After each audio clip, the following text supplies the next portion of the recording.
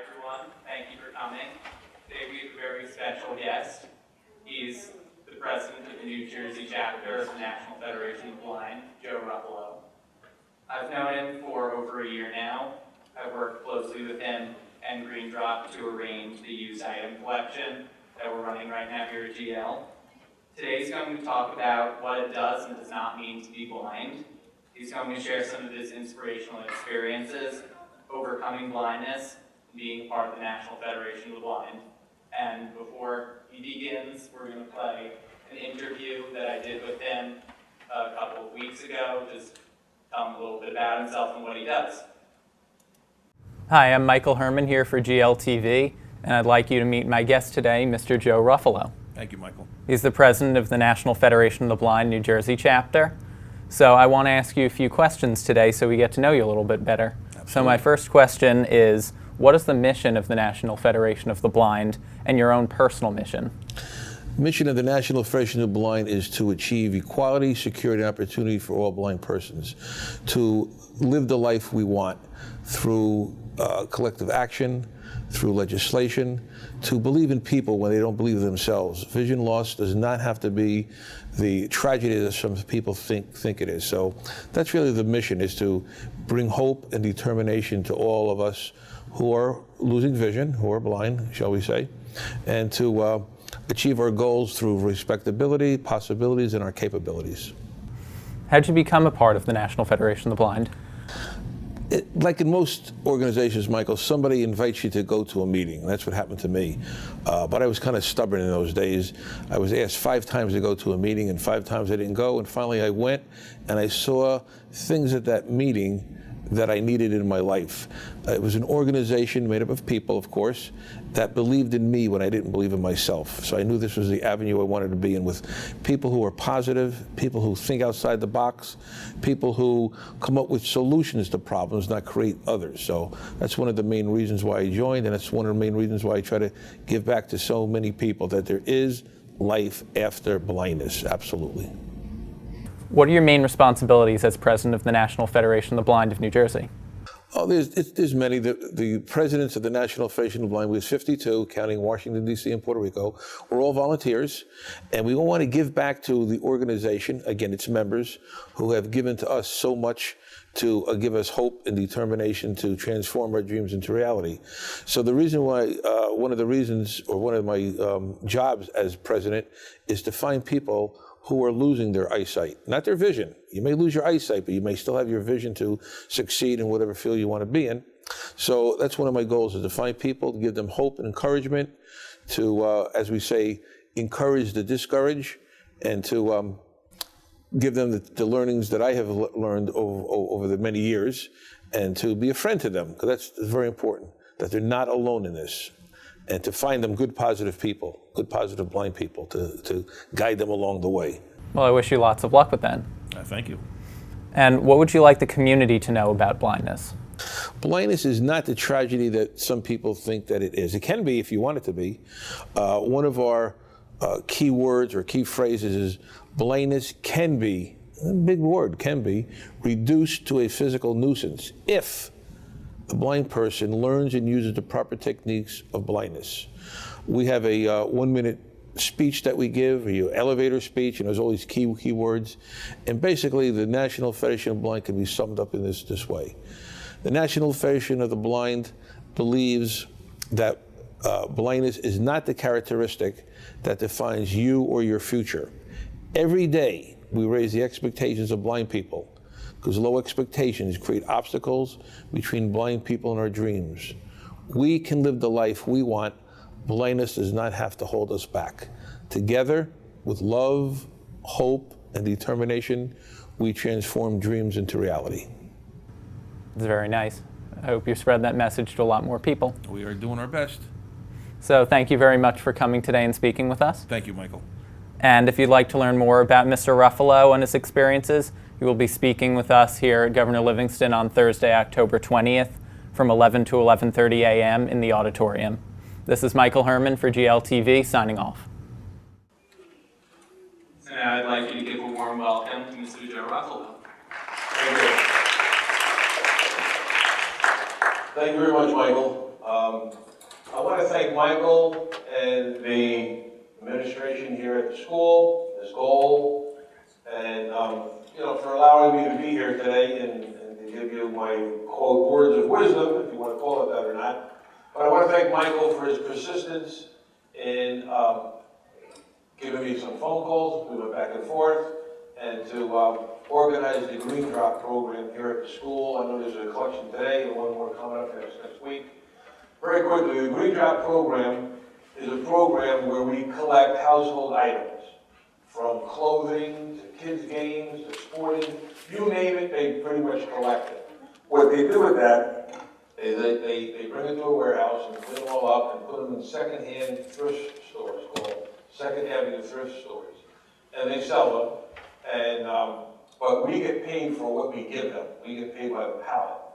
And just so you know, the Green Drop program is in 6 states right now. We're hoping to expand. And all the monies received go towards our programs throughout the country. We honor or support what we call a STEM program, Science, Technology, Engineering, and Math program, for high school students, and we've gone down now as low as middle school students, to give them an opportunity to work with blind scientists, blind engineers, and people in the math field. So a person who is blind, young kid, middle school, high school, can work along with a mentor, so they find out that they can do this for a career. And that's so important. Some of the money goes towards our senior program. That's why I am a senior, so there you go. But it's an easy program to do. Maybe next year you'll do it again. If you do, give me a call and we'll get it done. But how many here have known about the ADA, Americans with Disability Act? Some? Yes? No? I heard a yes. Very good. Come up here and tell us about it. No, but the Americans with Disability Act began in 1990, and it's being fine-tuned as we go, because in 1990 the internet really wasn't up and running, so a lot of the websites aren't accessible, kiosks aren't accessible, so we've got to get that all changed and get that done. But the reason why I asked about the ADA, I had my own personal ADA in the late 70s and early 80s, way before you guys were born. I went through 3 stages. The anger stage, remember that I was in my late 20s, went for my eye report. Doc, lay it on the line. And he said these words to me: you're going to be blind in a few years. I wanted to hear it, but I didn't want to hear it. I was angry. And to prove that I was still a competent driver, he told me, you should not drive your car. All right, he said the word should not. He didn't say could not. So I drove my car. I drove it on the parkway, noontime, in May. No glare, no oncoming traffic, no red lights. I'm driving my car. As I'm in the right-hand lane, getting ready to merge to the middle lane, the antenna on the right side of the car started flapping. And a voice, I went past this gentleman, yelled out some words that I can't say today. I realized I missed this worker who was either shoveling or sweeping stones or whatever he was doing. And I just assumed that the back of his rake or broom hit my antenna. I must have missed him by 2 inches. I could have killed him. So I got off at the next exit, did the U-turn, went back to Bloomfield. My mother was right off the parkway, went into the house, picked up the rotary phone. They may not know what a rotary phone was, but those days that we had. Rotary phone and called information, called the newspaper, and put the ad in for the paper to sell my car. As I sat in the chair, 27 years old, knowing that I can't drive any longer, knowing not what my life was going to be like, the only blind person I knew in the town of Bloomfield was a gentleman who stood on the corner of Broad Street and Bloomfield Avenue with his guide dog that needed his grooming. He also needed grooming. He had foodstuffs in his beard and dirt on his shirt, and he was on that corner with his pencils and cup. So I thought that was going to be my life too. So I was pretty angry over it. I remember looking up at the ceiling, tears coming out of my eyes. God, why are you doing this to me? I was in Vietnam, could have been killed a few times. Why are you doing this to me? And I sat there, and all of a sudden, sweat came over my face. My hands started shaking. And I said, all right, God, you have a plan. I don't know what it is, but you have a plan. I was still angry, naturally, and in much denial. Joe, you should use a cane. I don't want a cane. Fall into a ditch. I did. I heard a couple times. We were waiting for it to break a leg. The key to me was the acceptance stage. And it took a while to accept. But when I met people in the National Federation of the Blind who believed in me before I believed in myself, this is the organization I knew to go to. I went to my first meeting in Newark. I was told the National Federation of the Blind was a militant group, very radical. So I went to my first meeting in downtown Newark, expecting to see a couple of blind people standing at the door of the hotel with sawed-off shotguns and grenade launchers. Radical and militant. Went to the meeting, they were very kind, very lowly people. I was there with more vision, or more eyesight, I should say, than they. All 12 were totally blind. And they were doing things that I wasn't doing. I was limiting myself because I had limited vision, limited eyesight. As the tape said, yes, I've lost my eyesight, but I've never lost my vision. Never lose your vision. Think what you want to do with your life. Work towards it. Go for it. Raise your expectations. That's so important to live the life that you want. Blindness does not have to be a tragedy if you come up with a strategy. Same thing in your life, too. You don't know what life is going to bring to you. I was 27. I was in the Army. I drove trucks. I drove cars. Age 27, it happened. No one knows what's going to happen to you or your family members or your friends. Give them support. Give them guidance. I was hoping that the National Federation of Blind would pat me on the back, but they kind of patted me on the back kind of hard. It's more like a shove. Get out there and do the things you need to do. Learn your skills, learn your techniques, do what you need to do to be a productive person. I was telling Michael's mom before we started that, yes, I lost my eyesight, but I never lost my vision to be a good father, a good volunteer.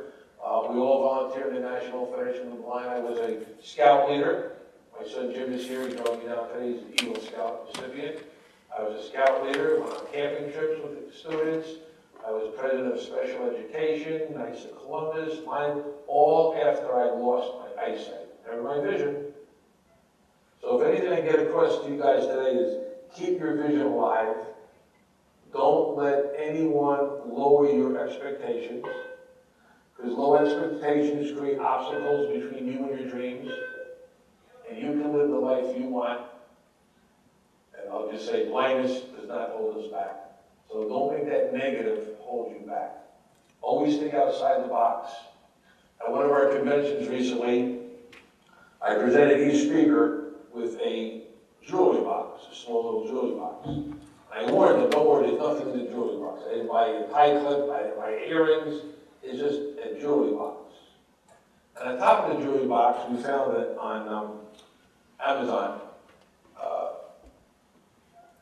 brains, gooey brains that stuck right on top of the box. So each person who made their presentation, I gave them this little box with this gooey brain on top. I said, always remember this convention, always think outside the box. So you guys always think outside the box. Nothing has to be outlined for you.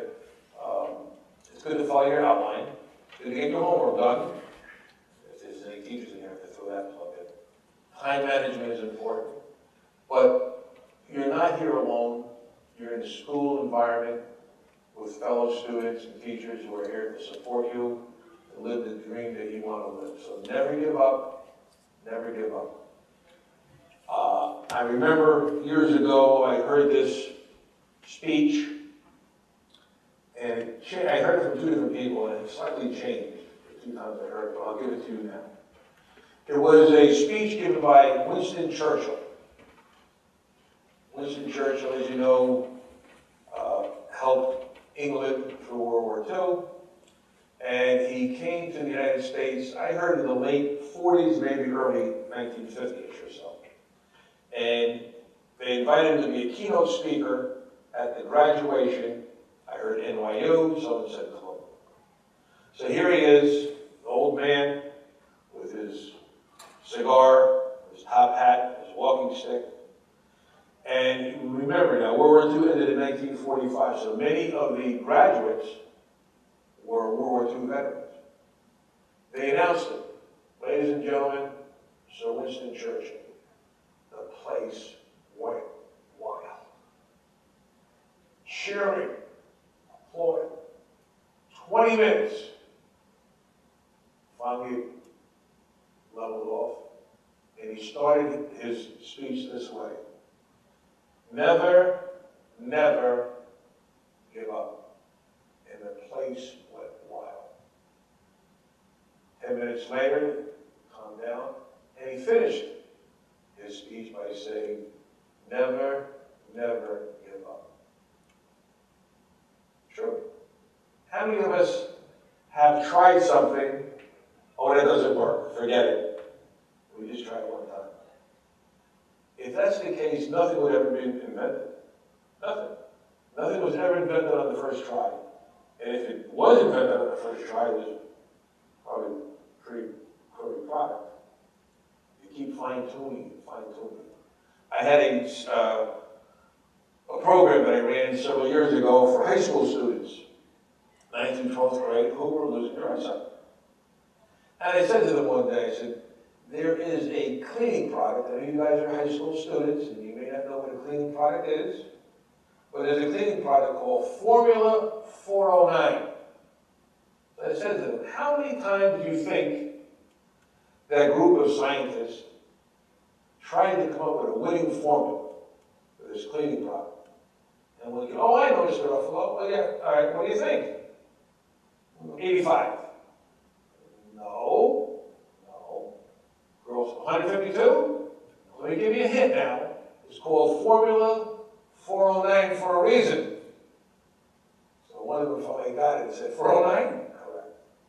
Yeah, maybe Formula 358 was pretty good, or 375 was getting better, but they weren't satisfied until they did it 409 times. We quit too easy. We do. I do. I don't know about you guys do, but we quit too easy. Keep trying to find out the way it works. We can sit in our rooms, we can sit at home, and we can figure out all the ways it doesn't work. But think of the way that it can work. We spend too much time on negativity and not enough time on being positive. That's really the whole key. So, if I leave you with a positive message today, I hope you've learned, number one, never give up. Raise your expectations. There is life after high school. We want you to get a good education and pay your taxes so I can retire. But that's what it's all about. Now, very quickly, I know I'm ending shortly, but when you look at a word, the prefix of a word is very important. So if you look at a word, disenchanted, disloyal, dishonest, disconnected, negative, correct? So when you look at a word, disability, does that mean negative ability? I was in Washington many years ago in the Department of Education, and one of our students, 9-year-old student, came up to me and said, Mr. Ruffalo. I said, yes. You know, I don't have a disability? I said, you know? No, I have a different ability. I said, little 9-year-old girl, you gave me banquet material, thank you. So we talk about capabilities and possibilities and respectability. try to find a way to get it done. Will we fail a few times? Sure. And the more you fail, the more you'll succeed. Success, you need to fail before you have success. So, I'm going to wrap it up, and I think it's time. I'm good, okay, good. Michael says I'm good. Any questions from anyone? Don't be shy. Anyone sleeping? Nah. What city do you find it easiest to get around in the United States? Well, I do a lot of traveling. I am going next week to Chicago by myself and then do a couple of keynotes there. As long as you know your mobility, as long as you are not afraid to ask questions, the new devices now have global tracking on them. Some of the iPhones have that for people who are blind. But you can't be shy. You can't not be afraid to ask questions with someone. So getting around is pretty simple. Once you get around one city, you get around others. Now, I've never been to Denver, but I've heard Denver is really a great place to live. Transportation is great. Many of my friends who live in New York City, they love it there. Cars, buses, subways, it's so much easier to get around in a larger city. You live in a rural area with hardly any buses, or that's a little more challenging. But crossing the street in a big city or a small city is all the same. You listen for the traffic. Using your cane is very, very important. There's some people who refuse to use their cane. And I ask them, well, how many times have you been almost hit by a car? Oh, at least twice a week. I go, oh, I get so scared. Well, that driver doesn't know you can't see that car coming down the street. So with cane, that's your identification piece. Now, in New Jersey, some of you guys are getting your license soon? All right, now here. This is a law in the United States of America. It's in your driver's ed booklet or pamphlet, whatever they give out today. Cars, all traffic must stop at an intersection to allow any pedestrian to cross the street. The law. How many of you have not done that? Probably a bunch of you. But that's the law. Check it out in your book. Not just blind people, person, an older person, person with their baby, anybody. And I was in California years ago. My son was out there. My other son, walking down the street, we're talking, and I listened to the traffic, parallel traffic. I stand at the corner. Dad, come on. Joe, the traffic's on. Dad, they're going to stop. Is it a traffic light? No. So we cross the street. Why don't we stop? Dad, we have a law here. We decided the law. And it only works where he was because they give out $250 tickets. So once the word gets out that they're giving out tickets, people stop and let it walk past. We walk past. So I don't know if I answered your question. I sound like a politician. I think I answered your question. But with proper skill and training, you can travel anywhere. You really can. I got friends that, oh my goodness, they travel, you name it, they're there. Overseas, we have some of our members, Eric Weinmeier was the first blind guy to climb Mount Everest, and he has climbed the tallest peak on every continent, totally blind. We have other people who get their courage and use their cane in school, and so it's different levels of success.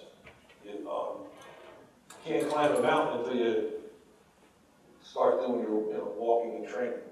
But I would say this too. When I had my senior program, I would tell my seniors, even the students that I used to have, a blind person can do anything a sighted person can do. Anything. I talk about Eric Weinmeier. And I say, you know what? I'm not climbing Mount Everest. No way.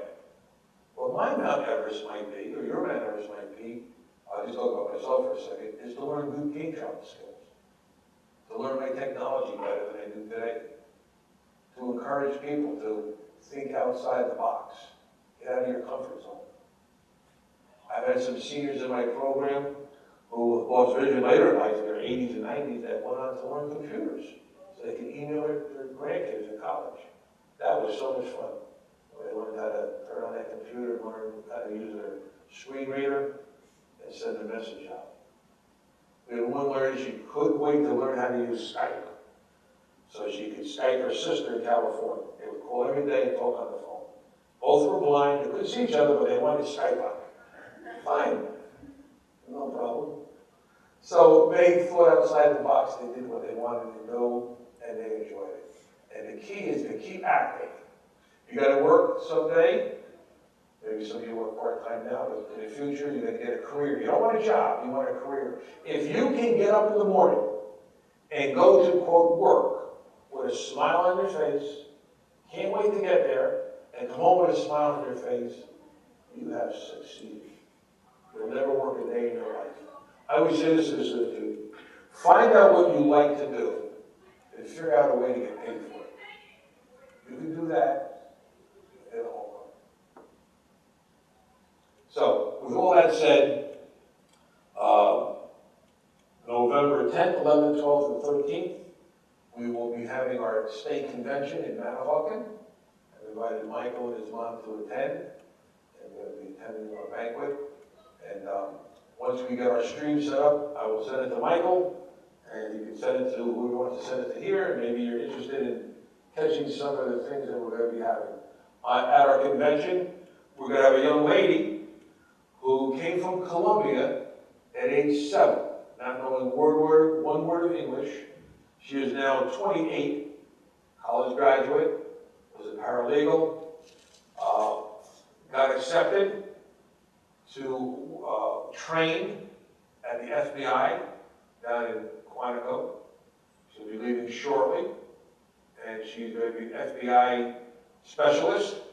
So I told her, I said, Mary, when you get there and in your position, wherever you are, you look through the files, and you see my name, destroy the file, please. So we try to make a joke out of everything that we do, too. We're serious when we need to be. We have another blind young man at age 5. Again, you don't know what's going to happen. He was in a car accident. His mother was killed. His sister was killed. He ended up being a blind young man. Learned his skills, went on to college at Montclair State, got his undergraduate degree there, went to Louisiana Tech University for his master's degree, and now is a mobility instructor in the state of Missouri. He just got married. He's living the life he wants. Another young lady, I was telling Michael's mom, from, I think she went to school in Edison some years ago. In her senior year, in the month of April, she started to lose her eyesight. Devastated. She was planning on graduating and going into the military. She wanted to be a Marine. Her dreams were shot. She was devastated. That was about 10 years ago. She got involved with our group, our organization, and she went on to college. She got a master's degree. She assisted in the school system in Edison for a while. And her dream was to be in the military and or to work for FEMA. While at one of our training centers, there was a gentleman there from the Veterans Administration, and she boldly went up to him and said, "You need to hire me." Excuse me? You need to hire me. I'm going to send you my resume. Once you read it, you know I'm the right person for the job. She was bold. She sent the resume. 3 weeks later, he called her for an interview. Second interview, third interview. And she was hired. So now her dream has come true. She's working for the military, the VA administration in Washington, and working in a FEMA-type program. Yeah, so you just never know. Don't give up. Keep trying. Keep working hard. I want to thank Michael again, the administration here at the school, Ms. Gold, and all the students who came today. I hope I was able to teach you something. And just keep working hard. And thank you, Michael. Thank you, sir. I'll shut my microphone off. Thank you, Joe, for coming today. We appreciate all of your inspirational words, and I appreciate everybody coming to hear and speak today. Well, just one last thing, if I may. Can everybody just stand up for a minute? We gotta be leaving here anyway, so stand up. I'm gonna say my name, I want you to clap. Joe Ruffalo. I told my wife I got a standing ovation, she owes me $5.